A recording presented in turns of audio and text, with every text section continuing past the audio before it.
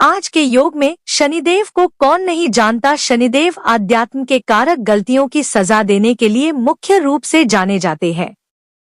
शनिग्रह की शांति तथा सुखों की इच्छा रखने वाले स्त्री पुरुषों को शनिवार का व्रत अवश्य करना चाहिए। विधिपूर्वक शनिवार का व्रत करने से शनिजनित संपूर्ण दोष रोग शोक नष्ट हो जाते हैं, धन का लाभ होता है, स्वास्थ्य सुख तथा बुद्धि की वृद्धि होती है। विश्व के समस्त उद्योग, व्यवसाय, कल कारखाने, धातु उद्योग, लौह वस्तु, समस्त तेल, काले रंग की वस्तु, काले जीव, जानवर, अकाल मृत्यु, पुलिस भय, कारागार, रोग भय, गुर्दे का रोग, जुआ, सट्टा, लॉटरी, चोर भय तथा क्रूर कार्यों का स्वामी शनिदेव है। शनिजनित कष्ट निवारण के लिए शनिवार का व्रत करना परम लाभप्रद है। शनिवार के व्रत को प्रत्येक स्त्री पुरुष कर सकता है। वैसे यह व्रत किसी भी शनिवार से आरंभ किया जा सकता है। श्रावण मास के श्रेष्ठ शनिवार से व्रत प्रारंभ किया जाए तो विशेष लाभप्रद रहता है। व्रती मनुष्य नदी आदि के जल में स्नान कर ऋषि पितृ अर्पण करे, सुंदर कलश जल से भरकर लावे, शमी अथवा पीपल के पेड़ के नीचे सुंदर वेदी बनावे, उसे गोबर से लीपे, लौह निर्मित शनि की प्रतिमा को पंचामृत में स्नान कराकर काले चावलों से बनाए हुए 24 दल के कमल पर स्थापित करे। काले रंग के गंध, पुष्प, अष्टांग, धूप, फूल, उत्तम प्रकार के नैवेद्य आदि से पूजन करे। शनि के इन 10 नामों का उच्चारण करे। कोणस्थाय नमः, रौद्रात्मकाय नमः, शनैश्वराय नमः, यमाय नमः, बभ्रवे नमः, कृष्णाय नमः, मंदाय नमः, पिप्पलाय नमः, पिंगलाय नमः, सौर्य नमः। शमी अथवा पीपल के वृक्ष में सूत के साथ धागे लपेटकर 7 परिक्रमा करे तथा वृक्ष का पूजन करे। शनि पूजन सूर्योदय से पूर्व तारों की छाव में करना चाहिए। शनिवार व्रत कथा को भक्ति और प्रेम पूर्वक सुने। कथा कहने वाले को दक्षिणा दे। तिल, जौ, उड़द, गुड़, लोहा, तेल, नीले वस्त्र का दान करे। आरती और प्रार्थना करके प्रसाद बांटे। पहले शनिवार को उड़द का भात और दही, दूसरे शनिवार को खीर, तीसरे को खजला, चौथे शनिवार को घी और पूरियों का भोग लगावे। इस प्रकार 33 शनिवार तक इस क्रम को करे। इस प्रकार व्रत करने से शनिदेव प्रसन्न होते हैं। इससे सर्व प्रकार के कष्ट, अरिष्ट आदि व्याधियों का नाश होता है और अनेक प्रकार के सुख, साधन, धन, पुत्र, पौत्रादि की प्राप्ति होती है। कामना की पूर्ति होने पर शनिवार के व्रत का उद्यापन करें। 33 ब्राह्मणों को भोजन करावे, व्रत का विसर्जन करें। इस प्रकार व्रत का उद्यापन करने से पूर्ण फल की प्राप्ति होती है एवं सभी प्रकार की कामनाओं की पूर्ति होती है। कामना पूर्ति होने पर यदि यह व्रत किया जाए तो प्राप्त वस्तु का नाश नहीं होता। राहु, केतु और शनि के कष्ट निवारण हेतु भी शनिवार के व्रत का विधान है। इस व्रत में शनि की लोहे की, राहु व केतु की शीशे की मूर्ति बनवाएं। कृष्ण वर्ण वस्त्र, 2 भुजा दंड और अक्षमालाधारी काले रंग के 8 घोड़े वाले रथ में बैठे शनि का ध्यान करें। कराल बदन, खड्ग, चर्म और शूल से युक्त नीले सिंहासन पर विराजमान वरप्रद राहु का ध्यान करें। धूम्रवर्ण, गदादि आयुर्धों से युक्त गृद्धासन पर विराजमान विकटासन और वरप्रद केतु का ध्यान करें। इन्हीं स्वरूपों में मूर्तियों का निर्माण करावे। अरवा गोलाकार मूर्ति बनावे। काले रंग के चावलों से 24 दल का कमल निर्माण करे। कमल के मध्य में शनि, दक्षिण भाग में राहु और वाम भाग में केतु की स्थापना करे। रक्त चंदन में केशर मिलाकर, गंध चावल में काजल मिलाकर, काले चावल, काकमाची, कागलहर के काले पुष्प, कस्तूरी आदि से, कृष्ण धूप और तिल आदि के संयोग से कृष्ण नैवेद्य, भोग, अर्पण करें और इस मंत्र से प्रार्थना एवं नमस्कार करें। शनैश्चर नमस्तुभ्यं नमस्तत्वथ राहवे, केतवेथ नमस्तुभ्यं सर्वशांति प्रदो भव, ऊर्ध्वकायं महाघोरं चंडादित्य विमर्दनम, सिंहिकायाः सुतं रौद्रं तं राहो प्रणमाम्यहम्, पातालधूम संकाश ताराग्रह विमर्दनम, रौम रौद्रात्मक क्रूरण तं केतु प्रणमाम्यहम्। 7 शनिवार व्रत करे। शनि हेतु शनि मंत्र से शनि की समिधा में, राहु हेतु राहु मंत्र से पूर्वा की समिधा में, केतु हेतु केतु मंत्र से कुशा की समिधा में, कृष्ण जौ के घी व काले तिल से प्रत्येक के लिए 108 आहुतियां दे और ब्राह्मण को भोजन करावे। इस प्रकार शनिवार के व्रत के प्रभाव से शनि और राहु केतु जनित कष्ट, सभी प्रकार के अरिष्ट तथा आदि व्याधियों का सर्वथा नाश होता है। श्री शनिवार व्रत कथा। एक समय समस्त प्राणियों का हित चाहने वाले मुनि नैमिषारण्य में एकत्र हुए। उस समय व्यास जी के शिष्य सूत जी शिष्यों के साथ श्रीहरि का स्मरण करते हुए वहां आए। समस्त शास्त्रों के ज्ञाता श्री सूत जी को आया देखकर महातेजस्वी शौनकादि मुनियों ने उठकर श्री सूत जी को प्रणाम किया। मुनियों द्वारा दिए आसन पर श्री सूत जी बैठ गए। हे ऋषियों, युधिष्ठिर आदि पांडव जब वनवास में अनेक कष्ट भोग रहे थे, उस समय उनके प्रिय सखा श्री कृष्ण उनके पास पहुंचे। युधिष्ठिर ने श्री कृष्ण का बहुत आदर किया और सुंदर आसन पर बैठाया। श्री कृष्ण बोले, हे युधिष्ठिर, कुशल पूर्वक तो हो। युधिष्ठिर ने कहा, हे प्रभु, आपकी कृपा है, आपसे कुछ छिपा नहीं है। कृपा कर कोई ऐसा उपाय बतलाएं जिसके करने से यह ग्रह कष्ट न व्यापे, इससे छुटकारा मिले। यह शनि ग्रह बहुत कष्ट देता है। श्री कृष्ण बोले, राजन, आपने बहुत ही सुंदर बात पूछी है। आपसे एक उत्तम व्रत कहता हूं, सुनो।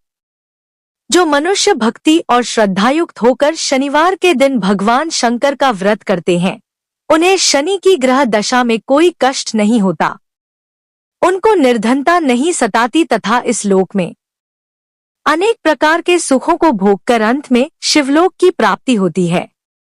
युधिष्ठिर बोले, हे प्रभु, सबसे पहले यह व्रत किसने किया था? कृपा करके इसे विस्तार पूर्वक कहें तथा इसकी विधि भी बतलाएं। भगवान श्री कृष्ण बोले, राजन, शनिवार के दिन, विशेषकर श्रावण मास में शनिवार के दिन लौहनिर्मित प्रतिमा को पंचामृत से स्नान कराकर अनेक प्रकार के गंध, अष्टांग, धूप, फल, उत्तम प्रकार के नैवेद्य आदि से पूजन करे। शनि के 10 नामों का उच्चारण करे। तिल, जौ, उड़द, गुड़, लोहा, नीले वस्त्र का दान करे। फिर भगवान शंकर का विधि पूर्वक पूजन कर आरती प्रार्थना करे, हे भोलेनाथ, मैं आपकी शरण हूँ, आप मेरे ऊपर कृपा करें, मेरी रक्षा करें। हे युधिष्ठिर, पहले शनिवार को उड़द का भात, दूसरे को केवल खीर, तीसरे को खजला, चौथे को पूरियों का भोग लगावे। व्रत की समाप्ति पर यथाशक्ति ब्राह्मण भोजन करावे। इस प्रकार करने से सभी अनिष्ट, कष्ट, आदि व्याधियों का सर्वथा नाश होता है। राहु, केतु, शनिकृत दोष दूर होते हैं और अनेक प्रकार के सुख साधन एवं पुत्र पौत्रादि का सुख प्राप्त होता है। सबसे पूर्व जिसने इस व्रत को किया था, उसका इतिहास भी सुनो। पूर्व काल में इस पृथ्वी पर एक राजा राज्य करता था। उसने अपने शत्रुओं को अपने वश में कर लिया। दैव गति से राजा और राजकुमार पर शनि की दशा आई। राजा को उसके शत्रुओं ने मार दिया। राजकुमार भी बेसहारा हो गया। राजगुरु को भी बैरियों ने मार दिया। उसकी विधवा ब्राह्मणी तथा उसका पुत्र शुचिव्रत रह गया। ब्राह्मणी ने राजकुमार धर्मगुप्त को अपने साथ ले लिया और नगर को छोड़कर चल दी। गरीब ब्राह्मणी दोनों कुमारों का बहुत कठिनाई से निर्वाह कर पाती थी। कभी किसी शहर में और कभी किसी नगर में दोनों कुमारों को लिए घूमती रहती थी। एक दिन वह ब्राह्मणी जब दोनों कुमारों को लिए एक नगर से दूसरे नगर जा रही थी कि उसे मार्ग में महर्षि शांडिल्य के दर्शन हुए। ब्राह्मणी ने दोनों बालकों के साथ मुनि के चरणों में प्रणाम किया और बोली, महर्षि, मैं आज आपके दर्शन कर कृतार्थ हो गई। यह मेरे दोनों कुमार आपकी शरण है, आप इनकी रक्षा करें। मुनिवर, यह शुचिव्रत मेरा पुत्र है और यह धर्मगुप्त राजपुत्र है और मेरा धर्मपुत्र है। हम घोर दारिद्र्य में हैं, आप हमारा उद्धार कीजिए। मुनि शांडिल्य ने ब्राह्मणी की सब बात सुनी और बोले, देवी, तुम्हारे ऊपर शनि का प्रकोप है, अतः आप शनिवार के दिन व्रत करके भोले शंकर की आराधना किया करो, इससे तुम्हारा कल्याण होगा। ब्राह्मणी और दोनों कुमार मुनि को प्रणाम कर शिव मंदिर के लिए चल दिए। दोनों कुमारों ने ब्राह्मणी सहित मुनि के उपदेश के अनुसार शनिवार का व्रत किया तथा शिवजी का पूजन किया। दोनों कुमारों को यह व्रत करते करते 4 मास व्यतीत हो गए। एक दिन शुचिव्रत स्नान करने के लिए गया। उसके साथ राजकुमार नहीं था। कीचड़ में उसे एक बहुत बड़ा कलश दिखाई दिया। शुचिव्रत ने उसको उठाया और देखा तो उसमें धन था। शुचिव्रत उस कलश को लेकर घर आया और मां से बोला, हे मां, शिवजी ने इस कलश के रूप में धन दिया है। माता ने आदेश दिया, बेटा, तुम दोनों इसको बांट लो। मां का वचन सुनकर शुचिव्रत बहुत ही प्रसन्न हुआ और धर्मगुप्त से बोला, भैया, अपना हिस्सा ले लो। परंतु शिवभक्त राजकुमार धर्मगुप्त ने कहा, मां, मैं हिस्सा लेना नहीं चाहता, क्योंकि जो कोई अपने सुकृत से कुछ भी पाता है वह उसी का भाग है और उसे आप ही भोगना चाहिए। शिवजी मुझ पर भी कभी कृपा करेंगे। धर्मगुप्त प्रेम और भक्ति के साथ शनि का व्रत करके पूजा करने लगा। इस प्रकार उसे 1 वर्ष व्यतीत हो गया। बसंत ऋतु का आगमन हुआ। राजकुमार धर्मगुप्त तथा ब्राह्मण पुत्र शुचिव्रत दोनों ही वन में घूमने गए। दोनों वन में घूमते घूमते काफी दूर निकल गए।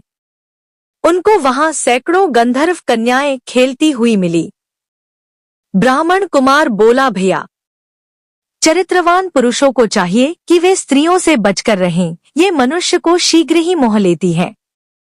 विशेष रूप से ब्रह्मचारी को स्त्रियों से न तो संभाषण करना चाहिए तथा न ही मिलना चाहिए। परंतु गंधर्व कन्याओं की क्रीड़ा को देखने की इच्छा रखने वाला राजकुमार उनके पास अकेला चला गया।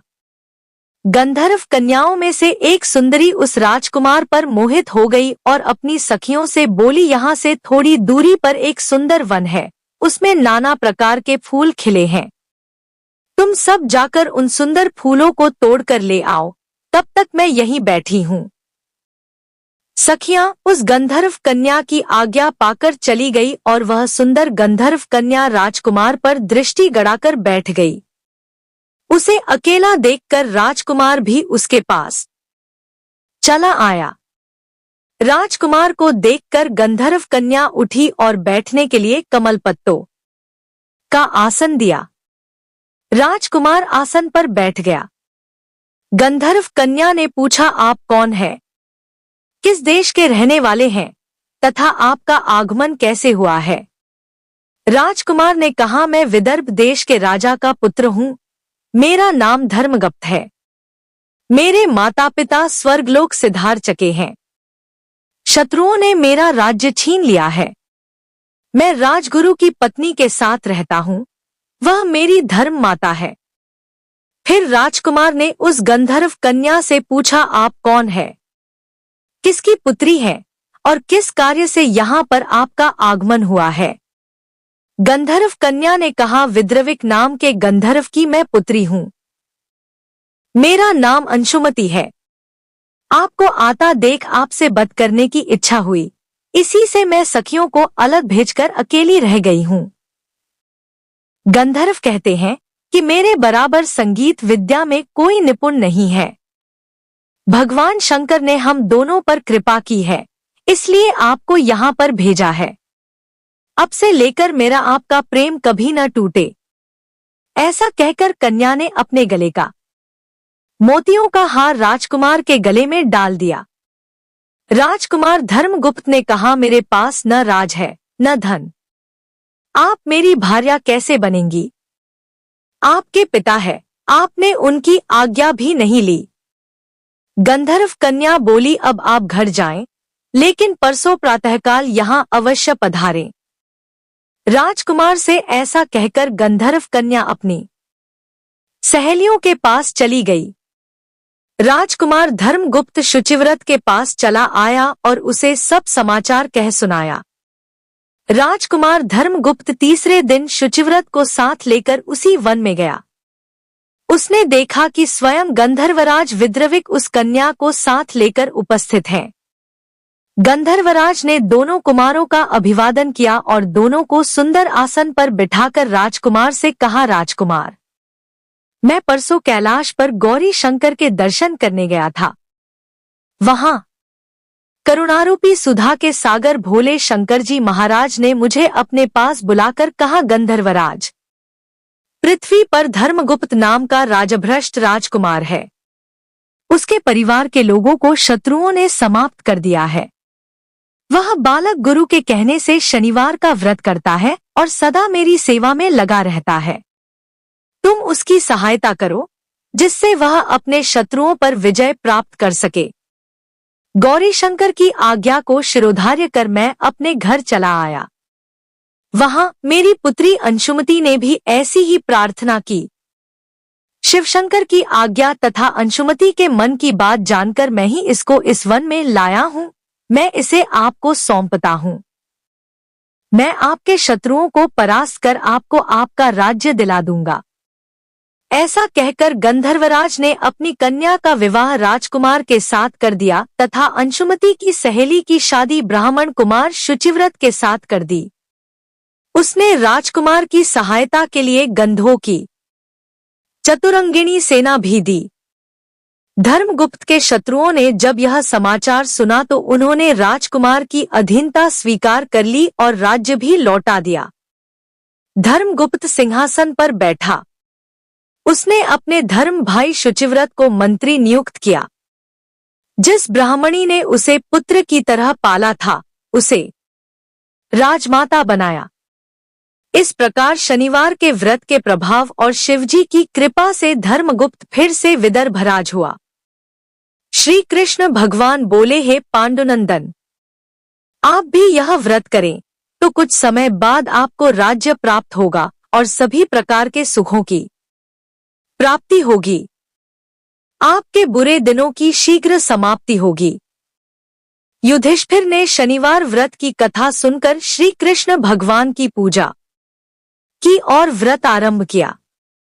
इसी व्रत के प्रभाव से महाभारत में पांडवों ने द्रोण, भीष्म और कर्ण जैसे महारथियों को परास्त किया। बसे बढ़कर उन्हें श्री कृष्ण जैसा योग्य सारथी मिला तथा छिना हुआ राज्य प्राप्त कर वर्षों तक उसका सुख भोगा और फिर देह त्याग कर स्वर्ग की प्राप्ति की। कथा सुनने के बाद शनिदेव की सहस्त्रनामावली का पाठ करना लाभदायक रहता है। शनि पीड़ानाशक सहस्त्रनामावली स्तोत्रम। जब भी शनि की दशा अंतरदशा में अकारण चिंताएं होने लगे अथवा कार्य बाधा होने लगे, तब धैर्य, श्रद्धा और विश्वास के साथ शनि सहस्त्रनाम का पाठ करना चाहिए। इससे शनि पीड़ा शांत होगी। शनि सहस्त्रनाम का अर्थ है शनि देव के 1000 नाम। शनि के 1000 नामों का श्लोकबद्ध वर्णन किया गया है। जो व्यक्ति शनि की पीड़ा से व्याकुल हैं, उन्हें इस शनि सहस्त्रनाम स्तोत्र का पाठ हर शनिवार दोपहर बाद करना चाहिए। नियमित रूप से पाठ करने पर अधूरे कार्य पूरे होंगे, परिवार में सुख व समृद्धि होगी तथा व्यवसाय में उन्नति। शनि देव की एक और कथा। आज्ञा दे गुरुदेव ने देना शीश झुकाए, कथा कहूँ शनि देव की भाषा सरल बनाए। एक बार सभी ग्रह एक साथ इकट्ठे हुए और आपस में बातें करने लगे। कुछ विषयों पर बात करते करते वो एक विषय पर आकर रुक गए कि सबसे सम्मानित ग्रह कौन सा है। वो सब आपस में तर्क वितर्क करने लगे, लेकिन कोई नतीजा नहीं निकला। इसलिए उन्होंने इंद्रदेव के पास जाने का विचार किया। तो सभी ग्रह इंद्रदेव के पास गए और वो भी विस्मय में पड़ गए, क्योंकि अगर वो किसी को ऊंचा नीचा दिखाएंगे तो किसी भी ग्रह का कोप उन पर गिर सकता था। कुछ देर बाद विचार करने के बाद इंद्रदेव ने कहा, मान्यवरों, मैं इस प्रश्न का उत्तर देने में असमर्थ हूँ, लेकिन उज्जैनी नगर में विक्रमादित्य नाम का राजा है जो आपके प्रश्न का उत्तर दे सकता है। इस तरह इंद्रदेव के कहने पर सभी ग्रह राजा विक्रम के दरबार में गए। विक्रमादित्य उस समय का सबसे पसंदीदा राजा था, क्योंकि वो अपने न्याय के लिए प्रसिद्ध था। जब उसने देखा कि सभी ग्रह उसके दरबार में आ रहे हैं तो वो तुरंत अपने सिंहासन से उठ गया और उन्हें अपने आसनों पर बैठने को कहा, लेकिन उन्होंने मना कर दिया। उन्होंने कहा, हम यहाँ तब तक आसनों पर नहीं बैठेंगे जब तक तुम ये न्याय ना कर दो कि हम सब में से सबसे ऊंचा ग्रह कौन सा है। विक्रमादित्य भी ऐसा प्रश्न सुनकर विस्मय में पड़ गया, लेकिन फिर उसने एक योजना बनाई। उसने आसनों की एक कतार उसके सिंहासन से द्वार तक बनाई और उन्हें बैठने को कहा जब तक कि वो इसका निर्णय करते हैं। विक्रम के सबसे निकट वाले आसन पर बृहस्पति जी दौड़ते हुए जाकर बैठ गए। अगले आसन पर सूर्य, उसके बाद चंद्रमा, उसके बाद मंगल, फिर राहु और फिर केतु बैठ गए। शुक्रदेव 8वें आसन पर बैठ गए और अब अंतिम आसन बचा था और शनि देव बच गए थे, लेकिन वो आसन सबसे अंतिम था और द्वार के नजदीक था, इसलिए शनि देव ने वहां बैठने से मना कर दिया। विक्रम ने सोचा कि जो भी उस अंतिम आसन पर बैठकर विनम्रता दर्शाएगा उसे ही वो सबसे महान घोषित करेंगे, लेकिन शनि देव के वहां नहीं बैठने से सब गड़बड़ हो गया। शनि देव एक क्रोध वाले देवता है। जब वो वहां पर नहीं बैठे तो सभी ग्रह हंसने लग गए। शनि देव ने इसे अपना अपमान मानते हुए बहुत क्रोधित हुए और विक्रम से कहा, तुमने इस तरह मेरा अपमान करके अच्छा नहीं किया। तुम मुझे क्या मानते हो? तुम मुझे अंत में बिठाने के लिए बुलाया है?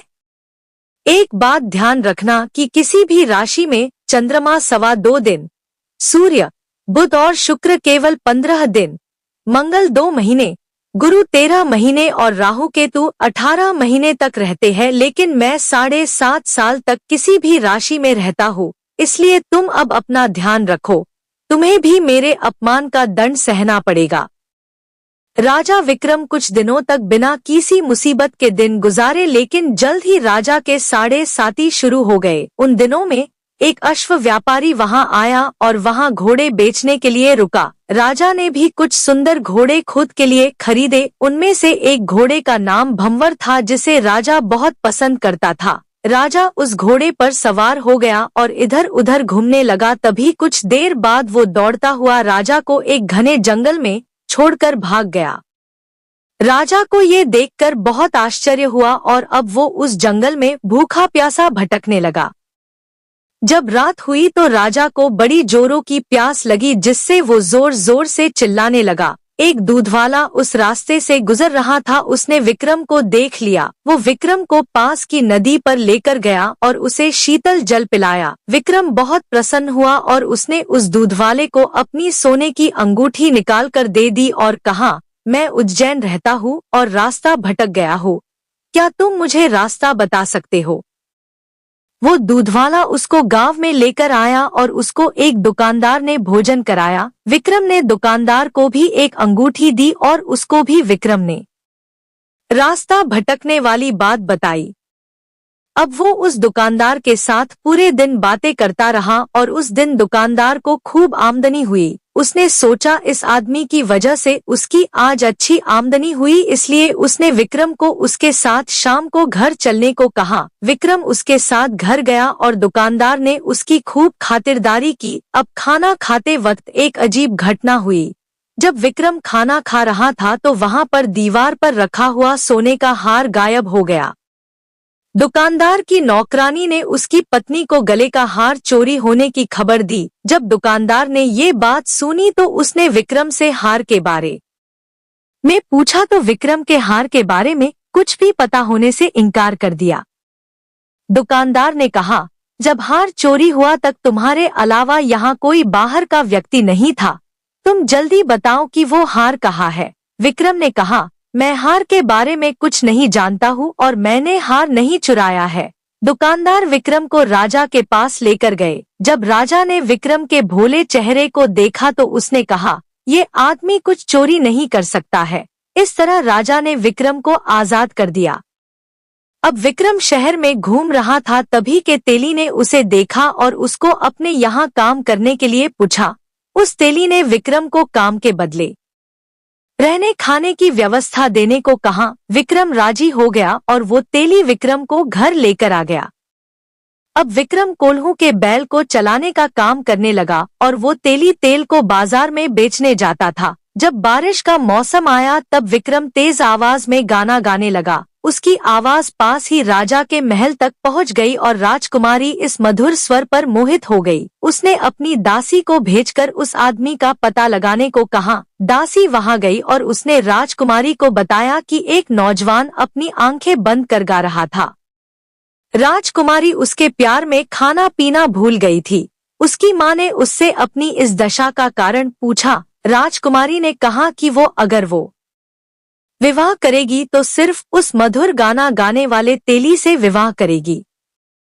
जब राजा ने अपनी पुत्री की ये मांग सुनी तो वो बहुत क्रोधित हुआ। उसने विक्रम को बुलाया और उसके हाथ काटकर उसे जंगल में फेंक दिया। जब राजकुमारी को इस बात का पता चला तो उसने अपने मन को मजबूत करते हुए कहा कि अगर वो विवाह करेगी तो सिर्फ उसी तेली से, चाहे उसके हाथ हो या ना हो। अपनी बेटी की जिद को देखते हुए राजा ने विक्रम को बुलाया और उसके साथ अपनी पुत्री का विवाह कर दिया। राजा ने उनके रहने के लिए एक साधारण घर भी दिया। एक दिन विक्रमादित्य सो रहे थे और शनि देव उसके स्वप्न में आए। उसने शनि देव को प्रणाम किया और गलती की माफी मांगी। शनि देव ने उसे आशीर्वाद दिया और कहा, अब तुम्हारे 7.5 खत्म होते हैं। और विक्रम के दोनों हाथ वापस आ गए। विक्रम ने अपनी पत्नी को नहीं जगाया और सुबह उसकी पत्नी उसके दोनों हाथ देखकर बहुत खुश हुई। राजा को भी इस खबर का पता चल गया तो वो भी विक्रम को देखने आया और उसने बताया कि वो शनि देव का कोप झेल रहा था और उन्हीं की दयालुता से उसके दोनों हाथ वापस आ गए। तब उसने राजा को अपना पूरा परिचय दिया। विक्रम का परिचय सुनकर राजा उसके चरणों में गिरकर क्षमा मांगने लगा। जब दुकानदार को इस बात का पता चला तो वो भी दौड़ता हुआ विक्रम के चरणों में गिर गए। विक्रम ने उस दुकानदार से कहा, घर जाओ, तुम्हें तुम्हारा हार वापस वहीं मिल जाएगा। दुकानदार घर गया और हार उसी जगह पर टंगा हुआ मिला। विक्रम ने राजा को वापस अपने प्रदेश लौटने को कहा। राजा ने उसे उपहार स्वरूप कई घोड़े, हाथी और दसिया देकर विदा किया। विक्रमादित्य की जनता अपने राजा के वापस लौटने पर बहुत प्रसन्न हुई। विक्रम ने अब नवग्रह की पूजा की और शनि देव को सबसे उच्च स्थान दिया।